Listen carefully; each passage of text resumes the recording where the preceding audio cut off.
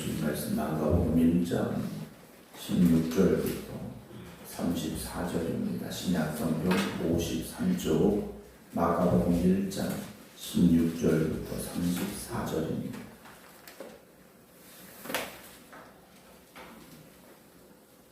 갈릴리 해변으로 지나가시다가 시몬과 그 형제 안드레가 바다에 금을 던지는 것을 보시니 그들은 오라.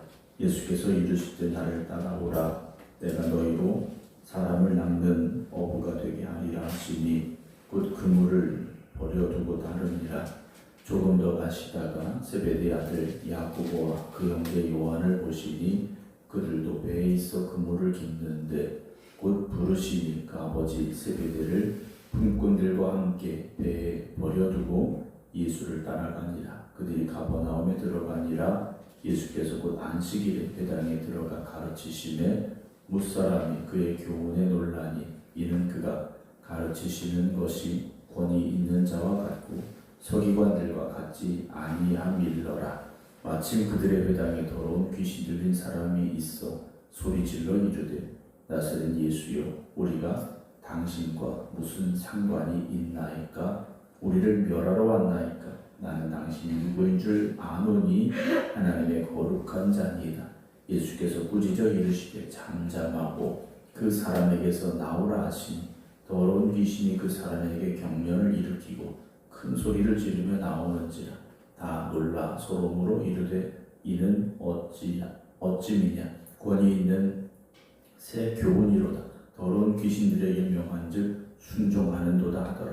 예수의 소문이 곧 온 갈릴리 사방에 퍼지더라. 회당에서 나와 곧 야고보와 요한과 함께 시몬과 안드레의 집에 들어가시니 시몬의 장로가 열병으로 누워있는지라. 사람들이 곧 그 여자에 대하여 예수께 여짜온데 나아가사 그 손을 잡아 일으키시니 열병이 떠나고 여자가 그들에게 수종드니라. 저물어 해질 때 모든 병자와 귀신 들린 자를 예수께 데려오니 온 동네가 그 문 앞에 모였더라. 예수께서 각종 병이 든 많은 사람을 고치시며 많은 귀신을 내쫓으시되 귀신이 자기를 알므로 그 말하는 것을 허락하지 아니하시니라. 아멘. 할렐루야. 주님께서 오늘 제자들을 부르시는 말씀을 보게 되는데요. 예수님께서 이 땅에 오셔서 좀 쉬운 표현을 쓰면 가장 공들이신 것, 가장 집중하신 것, 그것이 뭘까 이렇게 보면 제자를 세우신 것이었습니다. 사실 더 많은 사람들을 만나시고 더 많은 일들을 하실 수도 있었겠지만 예수님께서 가장 중요하게 생각하신 것은 제자들을 세우셨다라는 거죠. 물론 예수님께서 십자가에 달려 죽으실 때까지 그 제자들은 온전한 모습을 그리 많이 보여주지는 못했습니다. 언제나 부족한 모습들 또는 부끄러운 모습들을 보여주었던 그들이었지만 주님의 택하심은 이 제자들을 사도로 세우게 하시기에 부족함이 없었다. 잘못된 선택이 아니었다라는 것을 우리가 보게 되죠. 그럼 이들은 어떤 테스트를 받은 사람들인가? 어떤 자격과 조건을 가지고 주님께서 선발하셨을까? 성경을 보게 되면 어떤 과정도 그렇게 정확하게 나와 있진 않습니다. 시험을 보셔서 요즘 얼마나 광고를 해서 제자들을 모집한다 이렇게 부르신 것도 아니고 예수님께서 어떤 능력을 막 베푸시고 난 이후에 예수님이 유명해졌을 때 찾아온 사람들 중에 선택하신 것도 아니었고 지나가시다가 부르셨고 택하셨는데 가룟 유다를 제외한 나머지 제자들은 자신의 목숨을 내어놓는 순교의 자리에 설 때까지 복음을 전하는 사람들이 되었다라는 거죠. 그렇게 본다면 오늘 저나 여러분들도 주님의 택하심이 있었고 부르심이 있었기에 여기까지 온 사람들이고 또 주님께서 우리를 택하셨다면 우리 역시 그 선택에는 잘못된 것이 없을 것이고 또 그 선택은 실패하지 않을 것이라는 기대를 가져야 되고, 그렇게 본다면 오늘 우리는 정말 주님 앞에 충성된 믿음의 일꾼들이 되어져야 되겠다라는 결단과 각오가 분명히 있어야 되리라 생각을 합니다. 주님께서는 그냥 우리를 부르신 게 아니라는 거죠. 물론 요즘 교회 다니는 사람 많습니다. 그 수많은 사람 중에 한 명일 수는 있겠죠. 그러나 그 한 명이 세상을 변화시키는 귀한 사명을 감당하는 사람이 될 수 있다면 그 한 명이 바로 저는 여러분들이 되어지기를 주님의 이름으로 축원합니다. 물론 거창하게 세상을 바꾼다라는 표현을 쓰긴 했습니다만 여러분 한 명이 여러분들 있는 곳을 바꿀 수 있다면 그곳이 가정이든 속회든 교회든 여러분들이 변화시킬 수 있다면 여러분들은 여러분에게 주어진 사명을 최선을 다해 감당한 주님의 제자들, 주님의 종들, 주님의 일꾼이 되어졌다라고 저는 말씀을 드릴 수 있을 것 같습니다. 오늘 16절 보게 되면 갈릴리 해변으로 지나가시다가 시몬과 그 형제 안드레가 바다에 금을 던지는 것을 보시니 그들은 어부라 그러셨어요.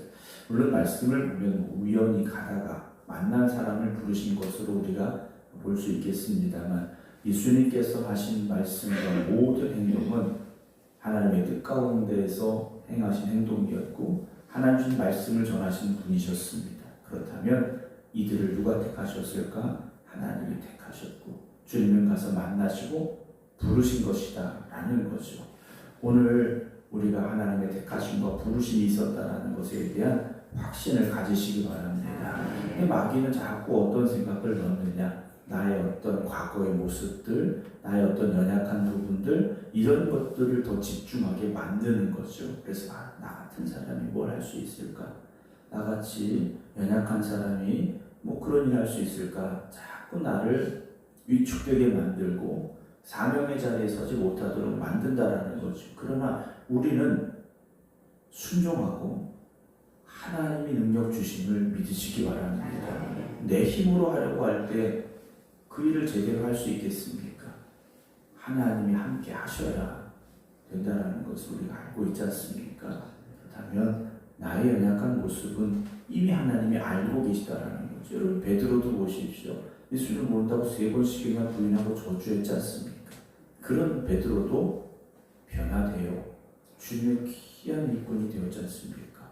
복음 전하는 위대한 사도가 되어졌지 않습니까? 여러분 오늘 우리를 하나님께서 그렇게 택하셨음을 믿으시기 바랍니다. 이들의 직업은 어부였다 그랬습니다.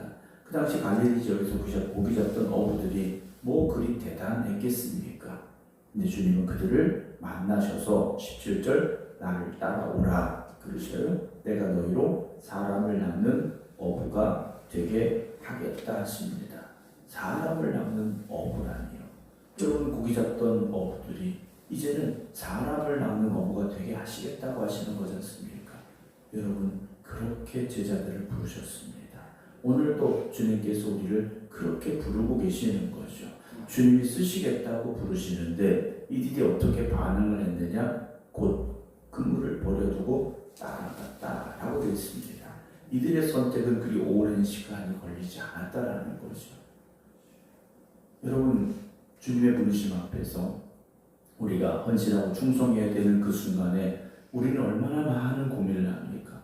얼마나 많은 염려를 합니까? 그러다 보니 결정 내리지 못하고 이건 내가 할 일이 아닌 것 같아. 나는 그런 일 할 수 있는 사람이 아닌 것 같아 라고 뒷걸음질 치는 경우들이 훨씬 더 많다라는 거죠. 여러분 하나님의 말씀 앞에서는 길게 고민할 필요가 없습니다. 길게 고민할수록 하나님의 말씀에 대한 하나님의 뜻, 하나님의 명령보다는 내 생각이, 내 형편이, 내 처지가 들어가게 되는 경우들이 훨씬 더 많기 때문이라는 거죠. 여러분 생각하겠습니다. 고민해보겠습니다. 하고 결론은 어떻게 됩니까? 결국 내 생각이 들어가게 되지 않습니까? 하나님이 말씀을 주셨을 때, 하나님 명령하셨을 때 여러분 모든 일은 하나님께서 이루어 가심을 믿으시고 믿음으로 순종하시기 바랍니다. 19절 조금 더 가시다가 세베대의 아들 야고보와 그 형제 요한을 보시니 그들도 역시 배에 있어서 그 물을 깃고 있었는데 일하던 사람들입니다. 곧 부르시니 그 아버지 세베대를 품꾼들과 함께 배에 버려두고 이들 역시 예수님을 따라갔다라고 되어 있습니다. 여러분, 물론 여러분들의 직장, 일터를 다 버려주시라는 말씀이 아니에요.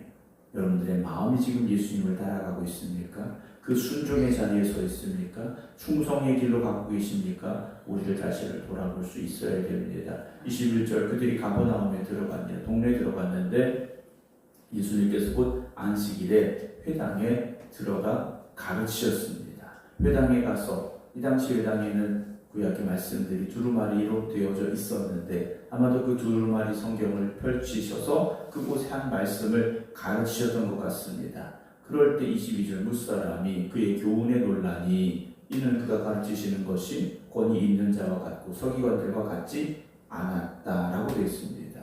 말씀에 권위가 있었다라고 되어 있죠. 여러분, 말에 힘이 있다라는 겁니다.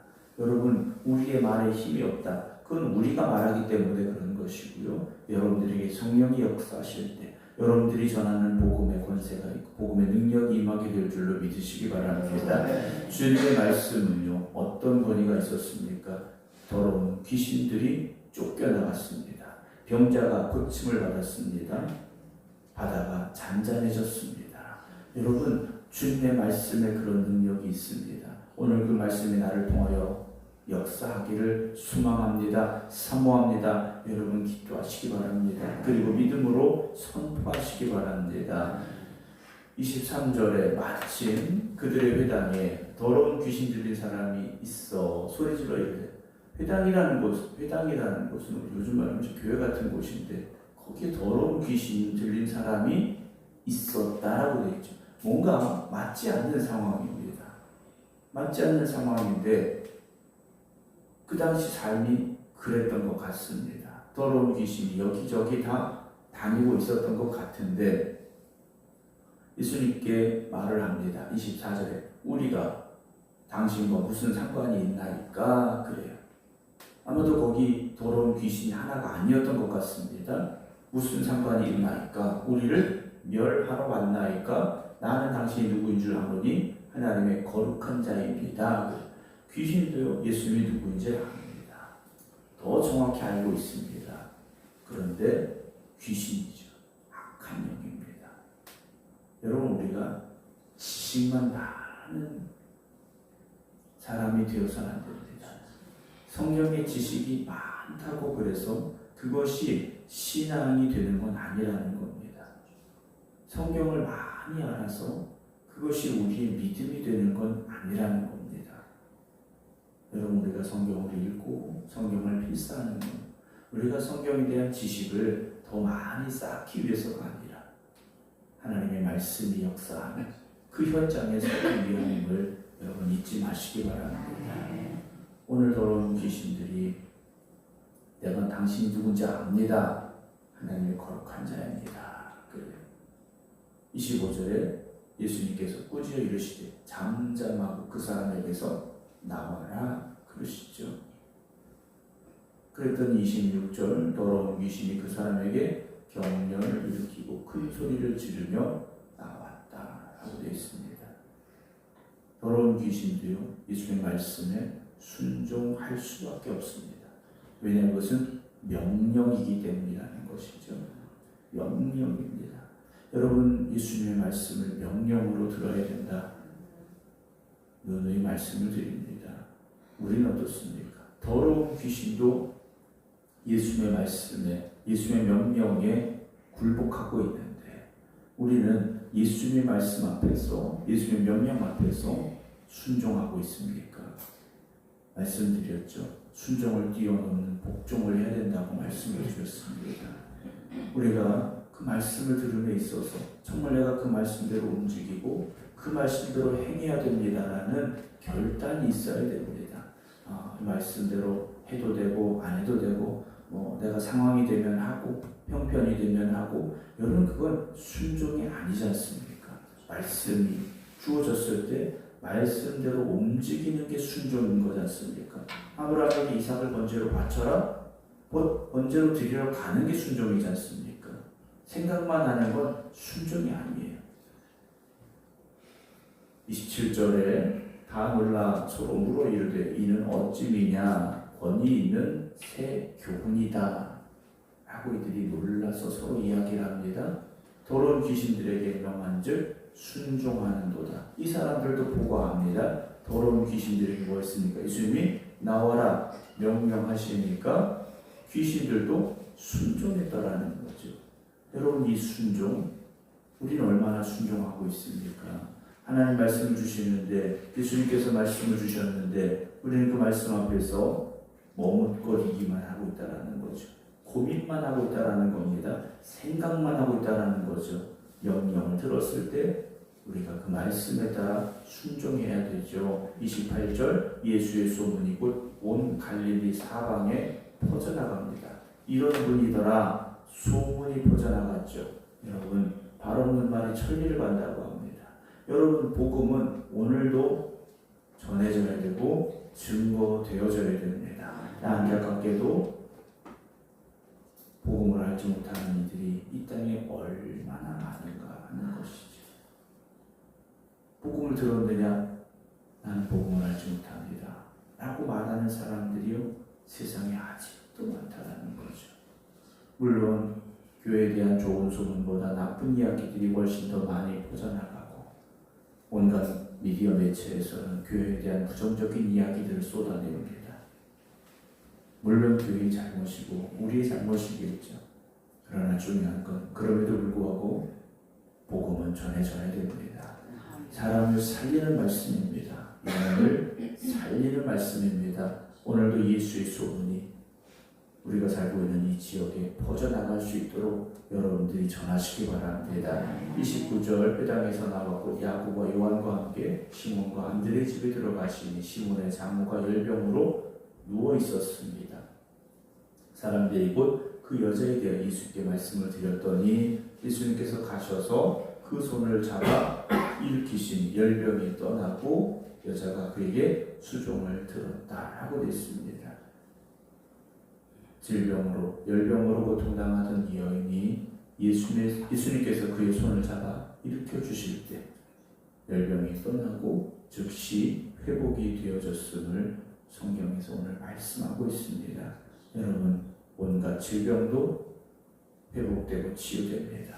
주님의 손을 잡으시기 바랍니다. 오늘 우리의 연약한 부분들을 주님 어루만져 주시어서 주님, 우리 질병이 깨끗하게 나아먹기를 원합니다. 여러분, 믿음으로 기도하시기 바랍니다. 32절, 조모를 때 모든 병자와 귀신 들린 자를 예수께 데려오니 온 동네가 그 문 앞에 모였더라. 소문이 났으니 갈릴리 지역에 있는 병자들이, 귀신 들린 사람들이 예수님 앞에 나오게 되는데요, 온 동네가 예수님이 계신 그 문 앞에 모여 있었다. 아마도 베드로의 집이었겠죠. 34절, 예수께서 각종 병이든 많은 사람을 고치시며 많은 귀신을 내쫓으시되 귀신이 자기가 알므로 그 말하는 것을 허락하지 아니하셨다 그랬습니다. 모든 병자, 귀신 들린 자들이 문 앞에 모였었습니다. 그들이 그 문을 들어가서 예수님 만나고 나올 때는 병이 나았고 귀신이 떠나갔을 것입니다. 오늘 우리가 주님 앞에 나왔을 때, 여러분들이 성전문을 열고 들어갔을 때 질병으로 또는 고통받음으로 걱정과 염려로 나왔을지라도 오늘 새벽에 주님 만나시고 이곳에서 기도하시고 응답받고 돌아가시기 바랍니다. 치유와 회복이 있기를 주님의 이름으로 축원합니다. 기도하겠습니다.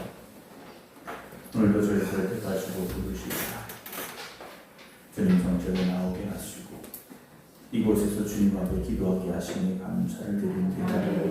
오늘도 주님의 말씀이 선포되어지고 그 말씀을 우리가 들었사오니 그 말씀에 순종하는 저희들 되게 하시고 우리를 부르신 충성과 헌신의 자리에 설 수 있게 하여 주시옵소서. 오늘도 우리의 발걸음이 복음을 전하는 발걸음이 되게 하시사 영혼을 살리는 귀한 사명을 감당하는 저희들 되게 하여 주시옵소서. 질병과 고통당하는 이들을 치유하시고 회복시키신 하나님, 오늘 주님께서 이곳에 함께 하시사 저희들 어루만져 주시고 저희들을 위하여 기도하시는 줄로 믿습니다. 오늘 문제와 고민과 질병과 아픔을 가지고 때로는 슬픔을 가지고 이 자리에 나왔을지라도 주님 앞에 기도하는 저들을 주님 붙잡아 주시고 어루만져 주시고 응답하여 주시옵소서. 오늘도 저희들이 변화되고 새로워지기를 원합니다. 성령님 함께하여 주시옵시사. 오늘도 주님의 귀한 일꾼으로 살아가는 주의 종들이 되게 하여 주시옵소서. 이제는 우리 주 예수 그리스도의 은혜와 아버지 하나님의 진하신 사랑하심과 성령님의 감동 감화 역사하시니 오늘도 주님 우리를 만나 주시옵소서. 우리에게 말씀하여 주시옵소서. 우리를 치료하시고 회복시켜 주시옵소서. 사모하며 기도드리는 모든 성도들 위해 이제부터 영원토록 함께 하시기를 간절히 축원하옵나이다. 아멘.